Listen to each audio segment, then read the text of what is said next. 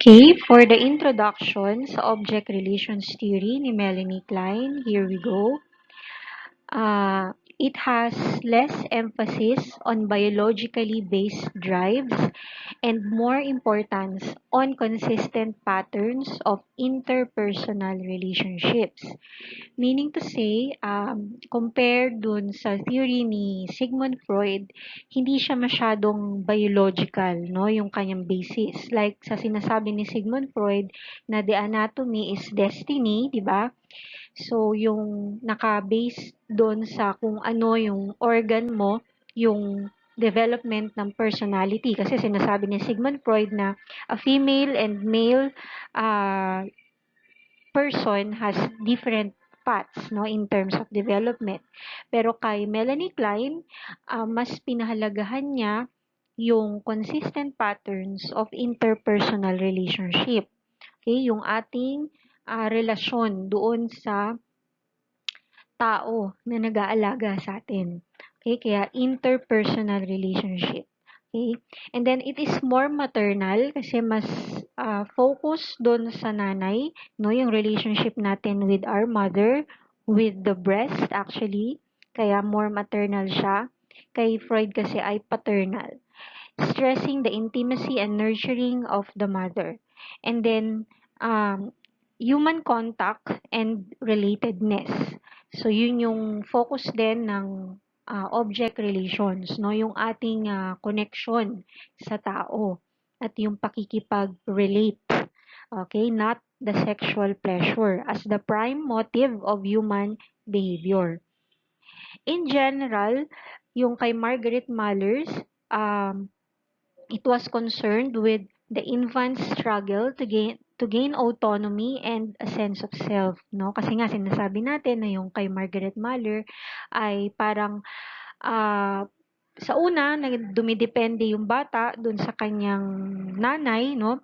And then eventually kailangan niyang ma-develop yung kanyang independence o yung kanyang autonomy. Yan. Okay, so siguro mga 2 years old, ganyan, once na nakakatayo na yung bata. So, dun niya ginigain yung kanyang autonomy and of course, yung kanyang sense of self. No? Kasi if you could notice, no, our sense of self also comes from self-control. Na once na nakokontrol na natin yung ating mga sarili, yung behavior natin, yung paligid natin, saka tayo nagkakaroon ng sense of self or identity. While si Heinz Kohut naman ay concerned naman sa formation of the self. Okay, the psychic life of the infant. Infants do not begin life with a blank slate but with an inherited predisposition to reduce the anxiety they experience as a result of the conflict produced by the forces of the life instinct and the power of the death instinct. So sinasabi ni Melanie Klein na meron na raw tayong minana, no, inherited na predisposition. Ibig sabihin nito, we have this tendency to react that way. We have this tendency or parang meron na tayong kakayahan, no, na magbigay ng behavior, no, or mag-react or para ma-reduce, mabawasan yung anxiety na pwede nating maranasan. So, and the infant's innate readiness to act or react, no, ito nga yun, yung inherited predisposition, presupposes the existence of the phylogenetic endowment, a concept that Freud also accepted. Yan. So, tinatawag din ito ni Carl Jung na collective unconscious, yung phylogenetic endowment na yan. Na meron, na upon birth, meron na raw tayong parang, hindi siya instinct eh. Para siyang, yun nga, meron ka ng alam, no? Although unconscious siya, pero parang meron, hindi po pwede na walang dahilan kung bakit ka nag-react ng ganun. Parang ganun. So, meron ka ng predisposition how to react, no? You are ready to act or react on the life and death instincts. Yan. Parang, halimbawa, kaya ka marunong na dumede kasi yun ay life instinct, di ba? Kumbaga parang kailangan mong mabuhay, di ba? Although hindi mo alam pa yon na kailangan mong mabuhay, pero parang meron ka na kagad na innate, no, tendency or readiness to act that way. Or kaya ka ah, gusto mong dumede, gusto mong kumain, eh, kasi nga, ayaw mong mamatay, no? Parang may ganun kang predisposition. You have a tendency to protect your life or to live, no? So, ganun siya. So, according kay Melanie Klein, at birth, present na agad yan. We have this inherited predisposition to reduce the anxiety that we might experience. Okay, as for the fantasies naman, ito yung term na ginamit ni Melanie Klein to explain the psychic representations of unconscious id instincts. Yan, so yun yung tawag niya doon, no, yung psychic representation ng unconscious id instincts. Fantasies. Pinalitan niya ng spelling to make it sound like active and original. Parang ganon. The infant, even at birth, possesses an active fantasy life. She simply meant that they possess unconscious images of good and bad. Yan. So, even at birth, meron na kagad tayong konsepto ng kung ano ba yung good, ano yung bad. Pero of course, this is unconscious, no? And for example, a full stomach is good and an empty one is bad. So kapag nakakaramdam sila ng gutom, well, that makes it good, bad. And then kapag busog na, then that is good, no? So merong instinct na ganon, merong fantasy na ganon. Infants who fall asleep while sucking on their fingers are fantasizing about having their mother's good breast inside themselves.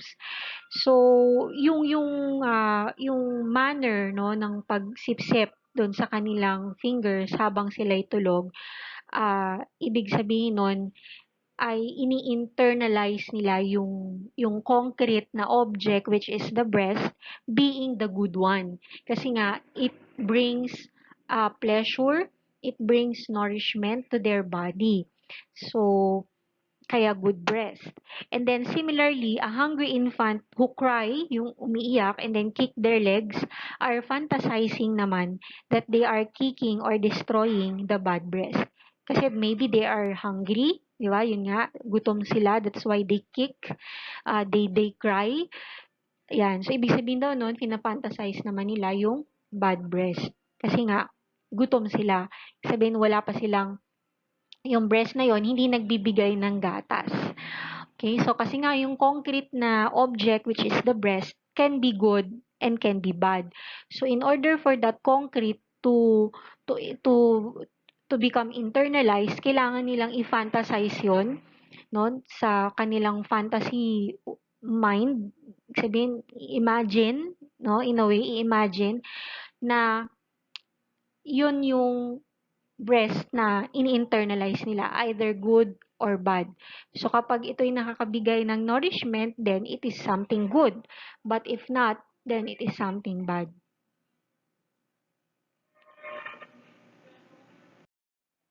Okay, so from early infancy, children relate to these external objects both in fantasy and in reality.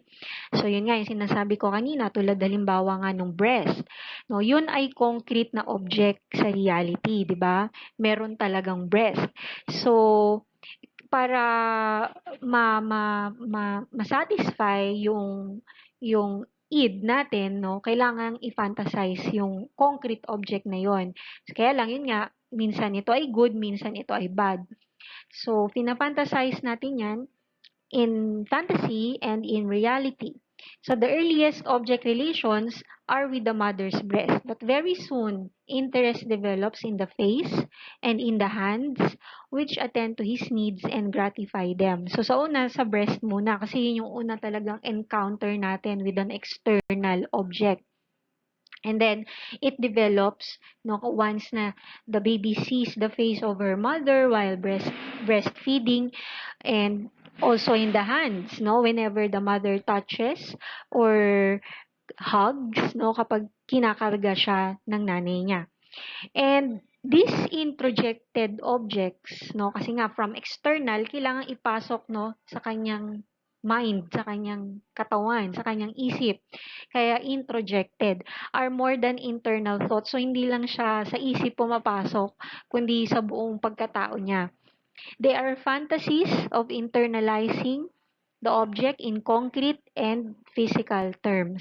So, in their active fantasy, infants introject or take into their psychic structure these external objects, including their father's penis, their mother's hands and face, and other body parts, until it becomes whole object. Yan, until it becomes a person. Okay? So, parang nakadissect pa yung object, which is, yun nga, composed of the parts of the body of the mother or the father, no, na ini-internalize natin, na ini-introject natin. So, di ba sa defense mechanism, when we say introjection, unconsciously, parang kinokopya mo, ini-inculcate mo yung mga values, yung mga mannerism, habits nung nanay at tatay mo na parang iyo, no? Kaya ikaw, paglaki mo, parang yun yung ginagawa mo, yung mga values, beliefs, and mannerisms na in-introject mo coming from your parents. So, parang ganito rin siya. Pero dito, uh, hindi kagad whole object. Kumbaga, separated pa, naka-dissect pa. Okay? So, yung mga external objects na yan. So, ganun. Parang sinasabi kasi ni Klein na ang isang object, may dalawa siya, no? It's a dichotomous concept. It has either the good side and the bad side. Na, yun nga, kapag nanonorish ka nito, kapag nakakaramdam ka ng busog, then this is good. No, you're introjecting the good breast, while kapag naman nakakaramdam ka ng gutom despite of drinking the milk from the breast, or wala ka talagang nadedede from the breast, then it becomes the bad breast, di ba? So nai-introject mo yon pareho. Okay, nai-introject mo yon pareho. Alright.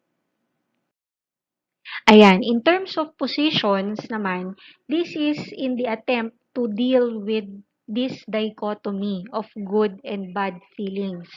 Infants organize their experiences into positions or ways of dealing with both internal and external objects. Kumbaga parang kay Melanie Klein, wala siyang stages tulad kay Freud. Kasi kapag sinabi mong stages, after the last stage or the first stage rather, pag napunta ka na doon sa susunod, hindi ka na babalik dapat dito sa isa. Pero kasi ang dichotomy, pag sinabi mong dichotomy, you cannot live without the other. Parang kumbaga parang ang logic niyan, kung minsan dito ka sa good, kung minsan dito ka sa bad, no? Kaya position. Kumbaga development can be alternative, no? It can alternate back and forth. Pwede kang bumalik sa good, pwedeng bumalik sa bad. Yan, it's just that this position is an attempt to organize yung ating experiences with good and bad. Kaya pag ang nanay ay mabait, nurturing, caring, 'di ba, mabait tayo sa kanya, masaya tayo. Pero kapag hindi, parang galit na galit tayo sa kanya. Parang gano'n, nasi-separate natin na itong good and bad as a baby, as an infant, hindi niya nare-recognize na this good and bad qualities or the breast itself, hindi siya pwedeng mag-exist sa isang tao. Parang ganun. Parang nasi-separate niya na mabait-mabait lang. Pag masama, masama lang. So, sa una ganun, no? Kaya merong position na na a person can have both. 'Di ba? Either good and the bad. Kaya may position is to, to alternate with this dichotomy na a good and bad qualities can exist in one person. So the two basic positions are the paranoid schizoid and the depressive position. So let's go to the next slide to discuss that. Okay, so first is the paranoid schizoid position. First 3 or 4 months of life, during which time the ego's perception of the external world is subjective and fantastic rather than objective and real. So, hindi pa talaga alam, no, ng baby, ng infant at 3 or 4 months yung kung ano ba yung totoo sa hindi. So, more or less, talagang nandito pa lang siya sa subjective and fantasy world niya. Okay? So, during the earliest months of life, an infant comes into contact with both the good breast and the bad breast. So, pareho siyang may contact, no? Sabi natin na ang object relation is focused on the human contact and relatedness. So, during the earliest months of life, we already have this contact with the good and the bad by means of the breast as an external object. So, yung alternating experiences of both gratification from the good breast and frustration from the bad breast threaten the very existence of the infant's vulnerable ego. So, parang in a way, nalilito tayo, napufrustrate tayo na ang dede pala ay hindi lang nagbibigay ng nutrition, kundi minsan ito rin ay nakakasama, hindi niya binibigay yung mga needs ko, 'di ba? Aside from being nurturing, this breast can also be destructive in a way, 'di ba? Parang gano'n. And hindi niya as a baby, as a 3 or 4 months months old, hindi pa niya na nase-separate, no, na these two dichotomy can exist in one person. Kaya to control the good breast, kumbaga parang ayoko mawala yung good breast. Kaya lang kapag ah, tinaboy ko 'to, yung good breast, mawawala din si bad breast, parang gano'n. Parang ay yung kapag tinaboy ko si bad breast, mawawala din si good breast, parang gano'n.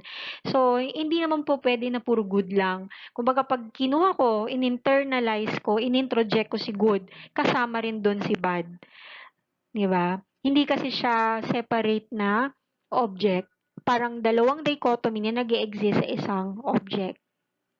So to control the good breast and to fight off its persecutors, all right, the bad breast, the infant adopts what Klein called the paranoid schizoid position.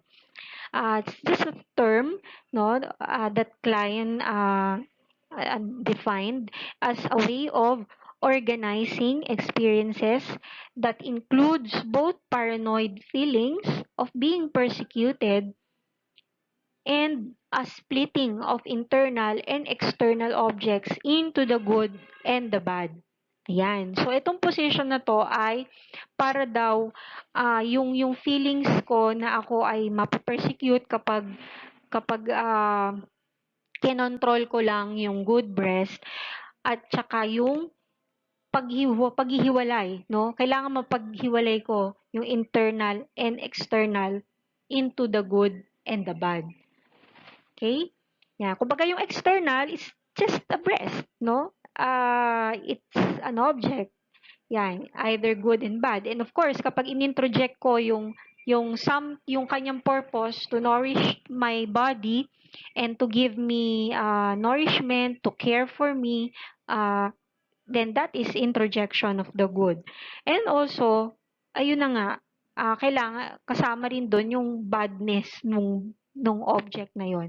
Kaya lang hindi pa nga yun na nare-resolve no ng infant at this earliest stage, which is 3 or 4 months of life. Okay. Okay, to further discuss what is paranoid and what is schizoid, well, paranoid pertains to a persecutory feelings. The child must keep the good breast and bad breast separate, because to confuse them would be to risk annihilating the good breast and losing it as a safe harbor. Parang kasi kapag hindi mo na separate sila, parang yun nga, ah, hindi mo, kumbaga hindi pwedeng si good lang, kasi nga kung aalisin natin si bad, parang mawawala din si good. Parang kailangan lagi silang magkasama, parang gano'n. Okay? So, parang kung magagalit ka kay bad, magagalit ka rin kay good, no? Kung kakagatin mo yung breast na yon, mawawala din yung presence, no, nung good breast, which is yun nga yung safe harbor mo eh. Diba? Yun yung security blanket mo during that time. So parang you have to deal with that object, kasi nga both good and bad already exist in that specific object. Okay? And then schizoid is a rage and destructive feelings are directed toward the bad breast. Ayun na nga, no? Nagagalit tayo. Kasi nga yung bad breast is more on destruction, no? Hindi siya caring, hindi siya nurturing. Yeah, while feelings of love and comfort are associated with the good breast. So parang may ganon. Actually, totoo itong nangyayari. That's why we feel na both paranoid and schizoid or this position, even in adult, 'di ba, na may mga ganyan tayong nararamdaman sa nanay natin na parang minsan pag sa tuwing tayo ay kinakabahan o kaya naman ay threaten ng ating self, una nating binabanggit ang pangalan niya, no, mama, nanay, inay, ganyan. Pero at the same time, nagagalit din tayo sa kanya kapag hindi niya tayo napoprotect o kaya naman hindi niya tayo na bibigay yung ating mga pangangailangan, no? Kaya ang contact or relationship sa mother ay napakahalaga dito kay Melanie Klein, dito sa kanyang object relations theory, no? Kaya nga very maternal, very maternal. Kasi yun yung una nating human contact in this world, no? The contact with the mother. That's why it's very, very important in the development of the personality. Okay? Okay, sa depressive position naman, it begins at about the 5th or 6th month. An infant begins to view external objects as whole. So nakikita niya na to as whole, hindi na siya separate. And to see that good and bad can exist in the same person. So parang ito na, nagkakalma doon na, no? Kaya depressive position. Unlike doon kanina sa paranoid schizoid, medyo magulo, no? Parang nagtatalo, confusion, ganyan. Pero dito medyo kumakalma na. So alam mo na the good and the bad can exist in the same person. The feelings of anxiety over losing a loved object coupled with a sense of guilt for wanting to destroy that object constitute what Klein called the depressive position. Okay, parang wala ka nang magagawa. Parang ganun. Parang you cannot lose that object. You cannot afford to lose it and then feel guilty afterwards, 'di ba? Kasi nga nagigilty ka kasi nagagalit ka sa nanay mo, pero ayaw mo rin naman siyang mawala kasi siya yung loved object mo. Parang ganon. Okay? So nakaka-depress. Parang you have no choice but to maintain, no, to keep that object or that person itself, no, because she is your safest harbor or your security blanket. Ayan. Although at times you get angry with her, you get hostile feelings with her, no? So this is the time wherein we recognize that the loved object and the hated object are now one and the same. Okay? An incomplete resolution of the depressive position can result in lack of trust, morbid mourning at the loss of a loved one, and a variety of other psychic disorders. Ayan. Kaya kapag nawala ang nanay, ah, hindi tayo nagtatrust sa mundo, di ba? Kasi wala wala tayong safe or security na na lugar, no, na place. Kumbaga parang inalisan kagad tayo ng security, ng safety. Kaya walang trust na parang ang tingin natin sa mundo ay hindi katiwa-tiwala, na ang mundo ay malupit, no, magulo, hindi dapat pagtiwalaan at na tayo ay sasaktan nito. So parang may ganon. Kaya kapag walang attachment na nabuo from the nanay, from the mother, it can result to lack of trust, no? Or kapag naman sumobra naman sa introject ng good breast at ito ay nawala suddenly, it can also lead to morbid mourning, no? Kumbaga kapag sobrang close, hindi tayo makamove on, di ba? Parang sumama na tayo dun sa taong nawala sa atin, parang ganon. So kasi nga, masyado ka namang na-attach. Okay? Nawala yung sense of self mo. No, hindi mo na segregate yung self mo. Yun yung sa theory naman ni na Margaret Mahler at ni Heinz Kohut, 'di ba? Na we should also recognize our independence or our autonomy. Kasi kapag masyado namang attach, hindi rin siya maganda. So kailangan balance lang. Okay? So, yan yung depressive position. So, either we go back to the paranoid schizoid wherein we cannot deal with the good and the bad. That's why we separate them. Okay? Either bad lang or good lang ang nakikita natin. Or, dito sa depressive, you come into terms that the good and the bad can exist in the same person. Okay. Okay, so psychic defense mechanisms to protect their ego against the anxiety aroused by their own destructive fantasies. So meron ding tinatawag na mga psychic defense mechanisms. Itong si Melanie Klein. Okay, to protect the ego pa rin against the anxiety na given, no, by our own destructive fantasies. These intense destructive feelings originate with oral sadistic anxieties concerning the breast. Kasi nga, di ba, meron tayong parang unconscious feelings or desires to annihilate, no, to bite off the bad breast. Okay? The dreaded destructive breast on the one hand and the satisfying helpful breast on the other. Kasi nga, we cannot still yet separate or identify which is bad and which is good, no? But yun nga, in a way, in a sense, isa lang naman talaga yon. So once you bite off the breast, once na kinagat mo yon, although alam mo na yun yung bad, but of course, it's also the good one. So, ganyan, no? So to control these anxieties, infants use several psychic defense mechanisms, no? Para hindi tayo makaramdam, no? To protect our ego from that anxiety. So, which is introjection, projection, splitting, and projective identification. Right? So, let's move on to the next slide. Okay, introjection. So, same din ito doon sa defense mechanism ni Sigmund Freud na introjection, wherein infants fantasize taking into their body those perceptions and experiences that they have had with the external object, originally the mother's breast. Okay, so yung kay Sigmund Freud kasi, we introject the values, the beliefs, the mannerisms of the other person, usually our parents, into our own, no? Parang ganun yung sa defense mechanism ni Sigmund Freud. But for Melanie Klein, yun nga, we fantasize, no? Nandun pa rin yung term na yon in taking, no?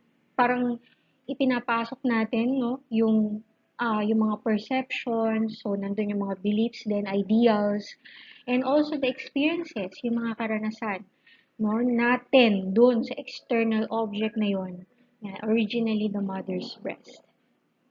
Okay, so ano man yung mga karanasan na yon, good man yon or bad, natitake natin yung into our own. Okay, kaya introjection. That's why we can say na dito pala galing yung kasabihan na kung anong puno, siyang bunga, no? Parang, oo, hindi siya biologically basis. Kumbaga parang, hindi mo naman talaga namana yung genes or yung traits na meron siya, but yung process of introjection siguro, no, na you're replicating, you are repeating again what happened or what experiences that person might have. Yan. So, parang kinuha mo siya, in-imbibe mo siya sa sarili mo. That's why parang naulit ulit yung karanasan na yun. Yan. So, yan ay introjection. Of course, that is, again, unconscious. Ano? Hindi natin to uh, alam. Or, of course, we are not aware of. Parang ganun.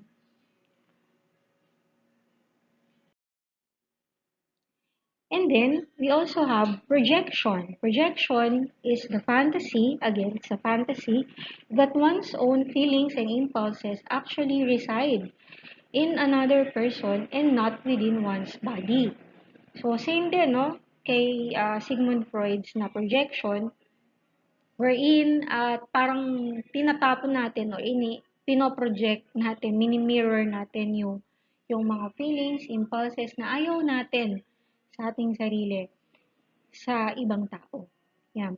By projecting unmanageable destructive impulses onto external objects, infants alleviate the unbearable anxiety of being destroyed by dangerous internal forces.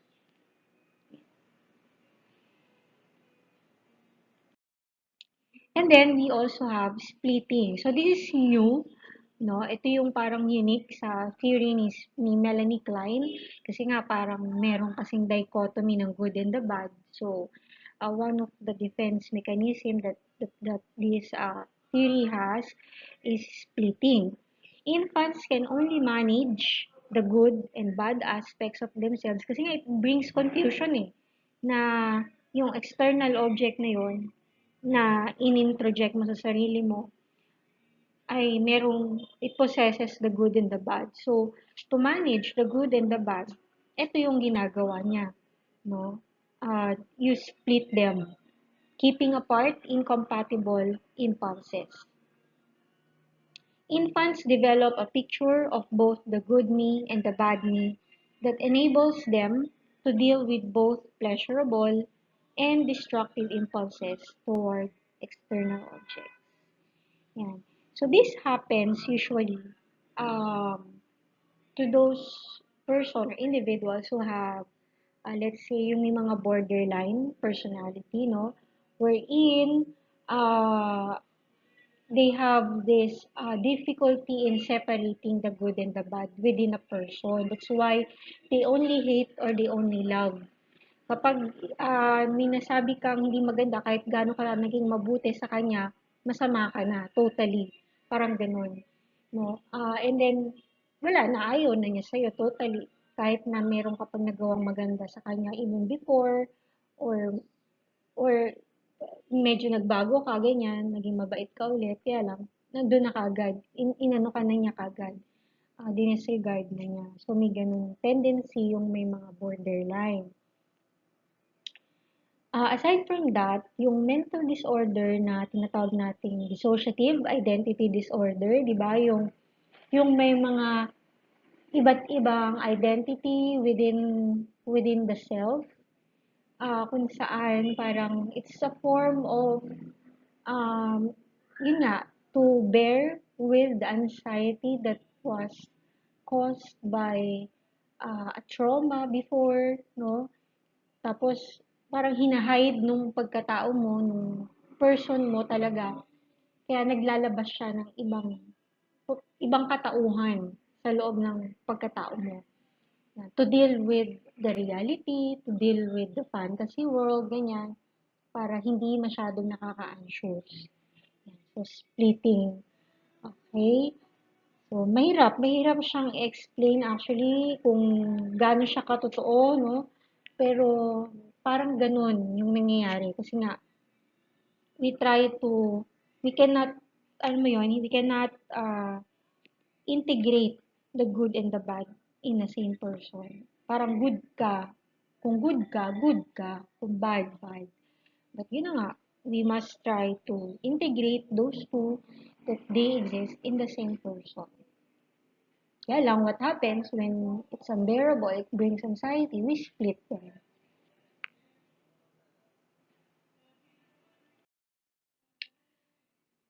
Okay, another one is the projective identification. So this one is also new. Wala nito kay Sigmund Freud.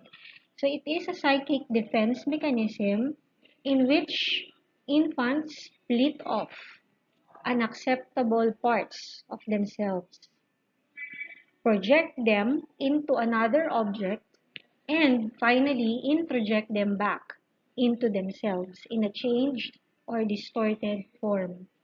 See how how creepy it is, di ba? Okay, so to understand this more, this is the example, no? A husband with strong but unwanted tendencies to dominate others will project those feelings into his wife, whom he then sees as domineering. The man subtly tries to get his wife to become domineering. He behaves with excessive submissiveness in an attempt to force his wife to display the very tendencies that he has deposited in her. Okay, so paano siya? Kumbaga parang itong husband na to, siya yung may problem dito, no? Yung husband. Ano talaga siya, dominante. Kaya lang, ayaw niya yun, no? Hindi niya yun gusto sa kanyang sarili na siya'y dominante. Kaya naman, pinoproject niya yung feelings niya na yun ng pagiging dominant sa kanyang asawa na nakikita niya din na domineering. Ngayon, parang pag sinabing subtly or subtle, parang hindi halata, no? So, sa hindi halata na paraan, parang tinat parang ginagawa niya, tinatry niya na maging domineering yung wife niya sa kanya. In a way na siya ay nagiging extra, excessively submissive dito. Eh, parang, ano to, pinoprovoke, parang may ganun, no?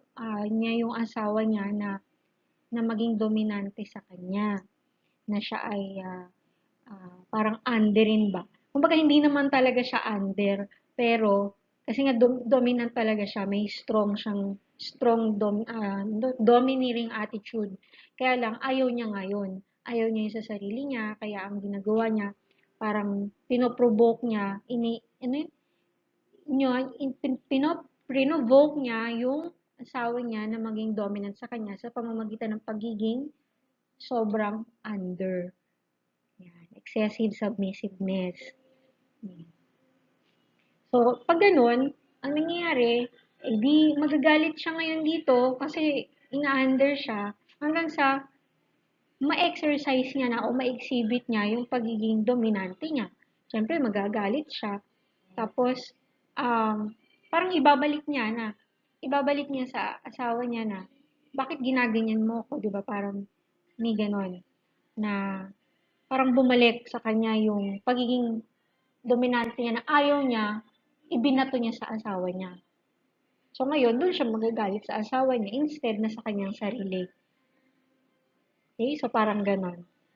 Yung, uh, yung process ng projective identification. Okay? So medyo mahirap talagang maintindihan.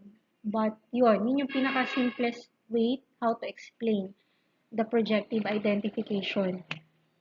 Okay, you split off the unacceptable parts and then you project them to another object or another person, and then finally, you interject them back into yourself.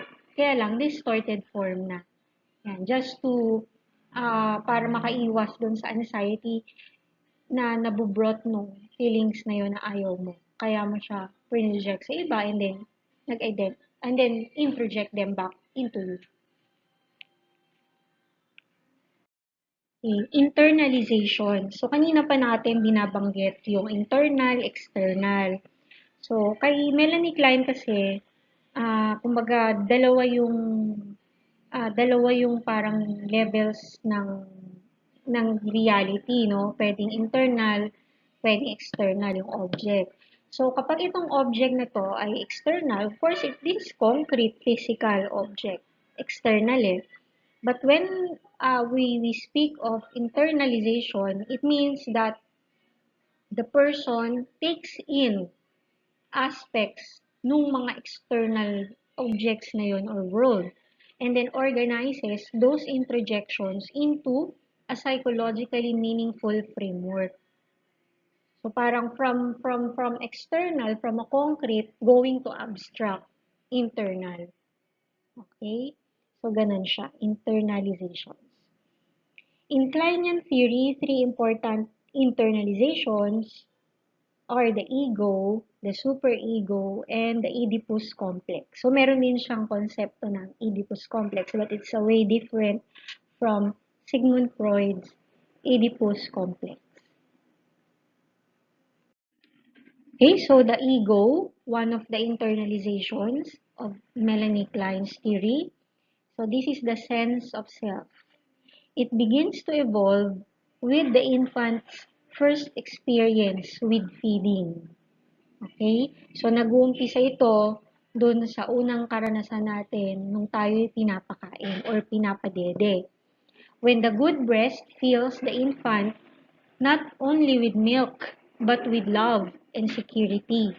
But the infant also experiences the bad breast, the one that is not present, no, yung wala, or does not give milk, love, or security.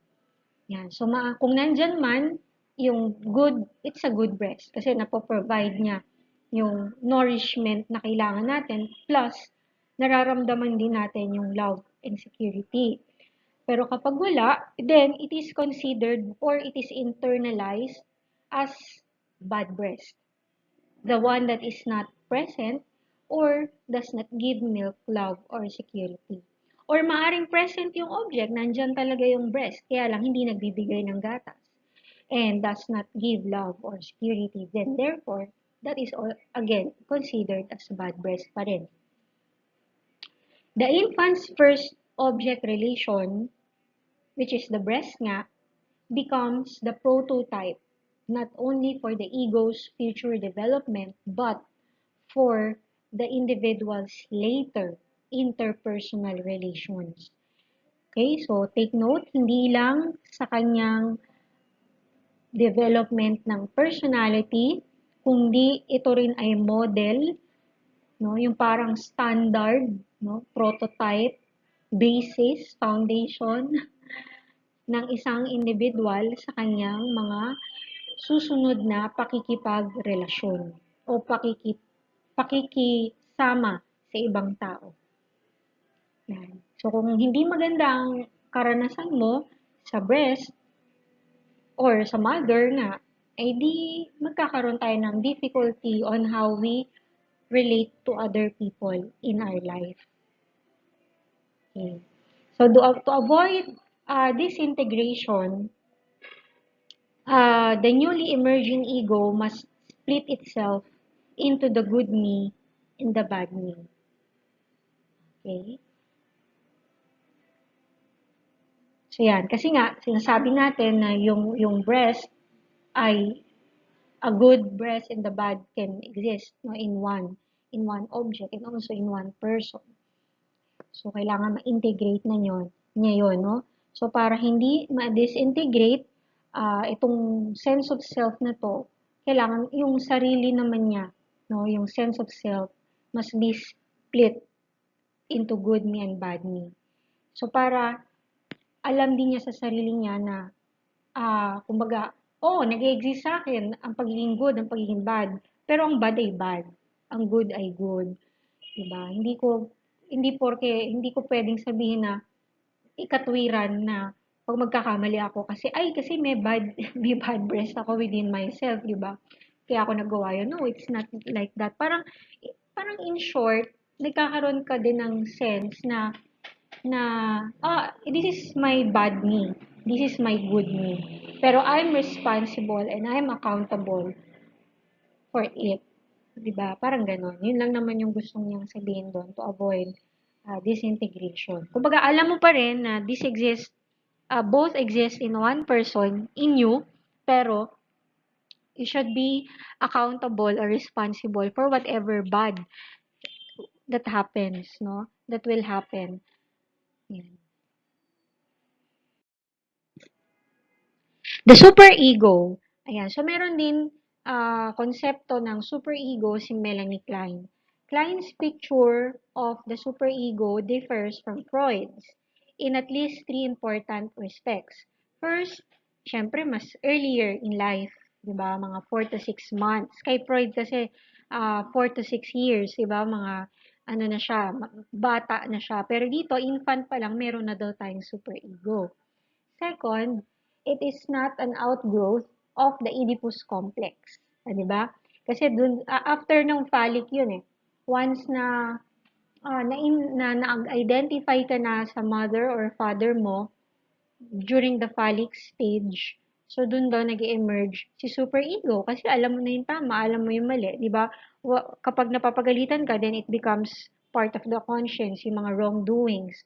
And then yung mga tama mong ginagawa when it was being praised or respected, then it becomes part of the ego ideal. Yan. Pero kay Klein, this is not an outgrowth of, kumbaga hindi siya after ng Oedipus complex. And third, it is much more harsh and cruel. Okay? So, hindi lang basta guilt ang pinoproduce ni superego, but terror. Alright? So, this harsh, cruel superego is responsible for many antisocial and criminal tendencies in adults. That's why siguro that explains yung disorder na ano to, yung borderline. Because having a borderline personality disorder is kind of suicidal by nature, no? They are suicidal, they usually harm themselves, um, and yun. Kaya lang, hindi naman sila nananakit ng ibang tao, but yung sarili nila yung sinasaktan nila. So, it can be harsh and cruel. And, ayan, criminal and antisocial tendencies in adults. Okay?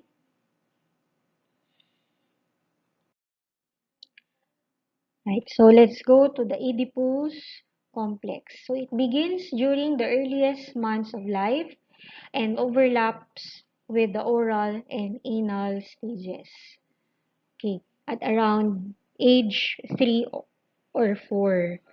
Yan. Klein preferred the term genital stage rather than phallic because the latter suggests a masculine psychology.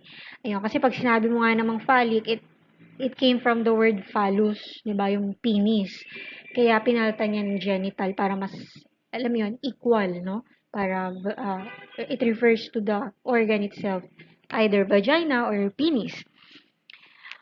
Okay, so a significant part of the Oedipus complex is the children's fear of retaliation from their parent for their fantasy of emptying the parent's body. Kasi nga kinukuha taking in, di ba? Kumbaga parang kapag dinidede mo yung breast, parang in a way, kinukuha mo yung part na yon sa kanya. So you're emptying no, the parent's body or the mother's body. So, yun yung ano naman doon. So the importance of children retaining positive feelings toward both parents, no, during the Oedipal years. So kailangan merong ma-retain na positive feelings toward both parents. Yan, during the Oedipal years. So walang nanay or tatay, no? Na kapag kay batang lalaki, sa nanay, pag batang babae, sa tatay, walang ganon.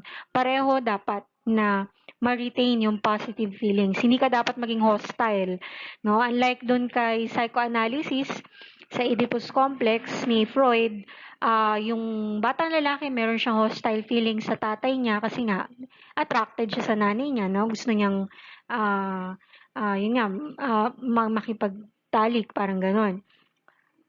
So parehong may positive feelings, no, yung bata, mapababae man or mapalalaki. During its early stages, the Oedipus Complex serves the same need for both genders. That is, to establish a positive attitude with the good or gratifying object, no, may pwedeng sa breast or penis, and to avoid the bad or terrifying object. Pwede ring breast or penis. Kasi nga, it can exist, di ba? The good and the bad can exist in the same object.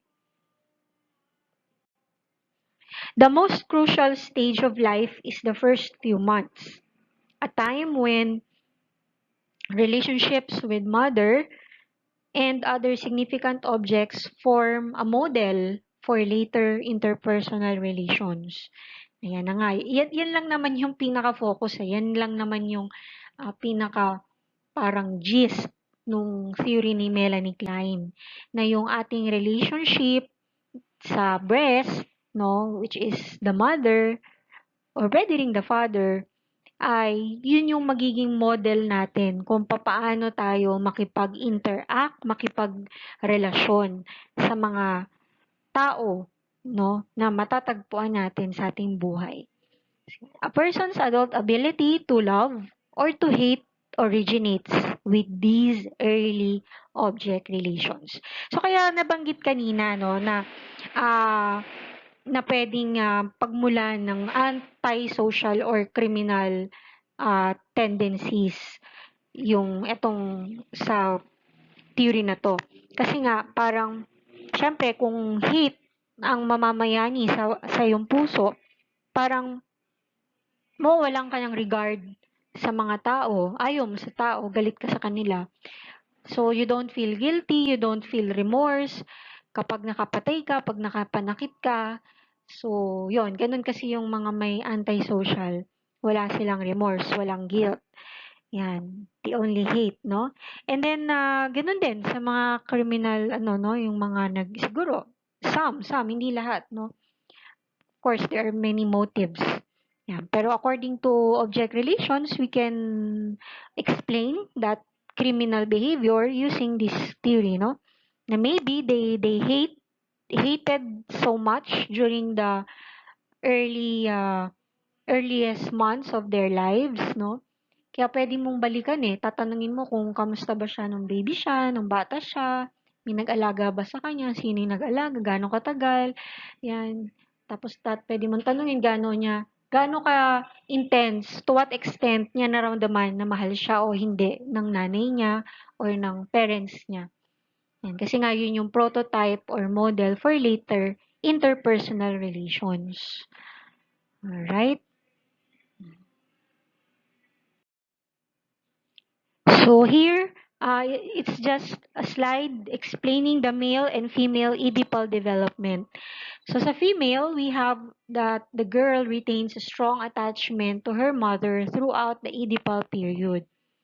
Sa male naman, ability to establish positive relationships with both parents at the same time. At that point, the boy sees his parents as whole objects, a condition that enables him to work through his depressive position. Okay, so that's it, the second part of object relations theory.